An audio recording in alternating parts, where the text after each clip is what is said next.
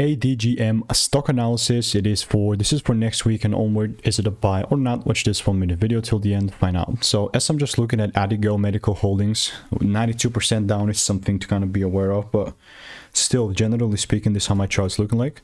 To be very frank and honest, having made more videos than anyone else in the space with 39,000 videos, I've seen what's making me money and what's not. And generally speaking, I mean, beforehand, not only did we manage to clear the lows out, but now we had like such a big increase in price, which just kind of makes me think. But even if I come here, and only if I see a shift sort of way here, then and only then I'll look to take things for the hop. If not, it's all good, you know. People would come out here and overcomplicate stuff, but it's on these corrections where big money is made. And guess what? If no rules are freaking mad, then why the heck would I look to buy? Yeah, genuine question here. So, it's not financial advice. And if you want to make more money trading in a simple and lean way, then just click the first link in the description. It's a free newsletter. See you in the next one.